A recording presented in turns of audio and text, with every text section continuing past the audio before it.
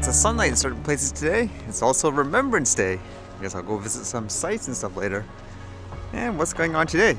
I guess I was reading this, where at first it seems like it was a first. It says here, drone taxi takes first spin in air traffic near Paris. German company Volocopter CEO Dirk Hoek said that in the next 18 months it will prepare its craft for certification. An electric helicopter with multiple rotors took its first flight in conventional air traffic near Paris on Thursday as it prepares for commercial flights from 2024. And it says here, the Volocopter test aircraft, which resembles a large drone with 8 rotors, took off with the passenger on board from the Pontoise-Cormeilles airfield outside Paris and briefly circled around while other aircraft were in the vicinity. And according to this, it says the person hopes to launch commercial flights by 2024 when Paris hosts the Summer Olympic Games. And they also show like a bunch of videos and stuff like that, I guess, of the launch as well, of things, I guess, the preparation in other posts from the company as well. People often told me a helicopter is difficult to fly, but in comparison, they say this is easier. It says in a helicopter, when you move one control, 3 things happen, and it's like patting your head and rubbing your tummy. It's a coordination exercise. In this aircraft, they take away all that difficulty, and it's very simple controls in each axis.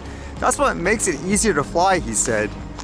And still with this company, I read this where they were highlighting their, I guess, process on how people could actually book flights in the future. It says here, great news emerged from Pontoise, where we're showcasing our VoloIQ tech. It's the digital enabler that will allow customers to enjoy a seamless journey. And they show you the video, I guess. It just seems like someone takes their smartphone, for example. There's a flight that they want, and all they do is scan it, and I guess eventually it'll just get on board and it'll fly them from one place to another. I can see that easily being the case in the future. I just wonder actually, with this being purely digital, whether or not people will be okay with that, with some of the stuff that's happened this year, with systems going down and all that. Like, what would happen? For example, there was that story here recently where the internet and all the network and stuff on Rogers went down, and that affected almost everything from things, for example, like merchant transactions. People couldn't go to the banks. It actually disabled things like security, I guess, systems in buildings. So it makes you wonder if that is a good way to go, where everything's purely digital anyways. In relation to that topic, actually, of systems going down, everything's digital, I was reading this, how apparently, I guess, companies like Sobeys, their system has been compromised, and because of that, they have things like ransomware. They can't do normal operations. It says here, Canadian food retail giant Sobeys hit by blockbuster ransomware. Grocery stores and pharmacies belonging to Canadian food retail giant Sobeys have been experiencing IT system issues since last weekend. Sobeys, one of the 2 national grocery retailers in Canada with 134,000 employees, servicing a network of 1,500 stores in all 10 provinces under multiple retail banners, including Sobeys, Safeway, IGA, Foodland, Freshco, Thrifty Foods, and Lawton Drugs. And that's a lot of places. Now, apparently, initially, they didn't really notify people of it, so you'll assume, oh, it's just a hiccup or something like that. But because of investigations and people posting on social media, people found out otherwise. Like, you can see, like, what, these posts here that people post up where they're just, I guess, walking around the aisles, and you can see on the machines, there's those messages that tell you, you better give us money and so forth to unlock this. And apparently, from what I read, this wouldn't be just problems with, for example, accepting payments, because they run things like pharmacies as well. It might actually affect things like people's prescriptions and that type of data. So that's kind of crazy. But again, it shows you how vulnerable we are when we're purely relying on digital, I guess, solutions and all that. What happens if it goes down like here, huh?